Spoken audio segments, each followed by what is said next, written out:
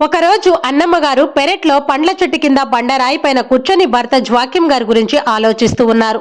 కొమ్మ పైన నోరు తెరుచుకుని ఎదురు చూస్తున్న పక్షి పిల్లకు తల్లి పక్షి ఆప్యాయతతో ఆహారం అందించే దృశ్యాన్ని చూసి దేవుని యొక్క సృష్టి మహత్యానికి ధన్యవాదాలు తెలుపుకున్నారు. కానీ తనకి మాత్రం సంతాన భాగ్యం లేకపోగా భర్త కూడా దూరమైనందుకు దేవుణ్ణి ప్రశ్నిస్తూ ప్రార్థిస్తూ కన్నీరు మున్నీరుగా ఏడుస్తూ ఉన్నారు. అక్కడ కొండల్లో పచ్చిక బయల్లో జ్వాక్యం గారి పరిస్థితి కూడా ఇలాగే ఉంది. దేవుడు ఈ ఇద్దరి భార్యాభర్తల మొరను ఆలకించాడు.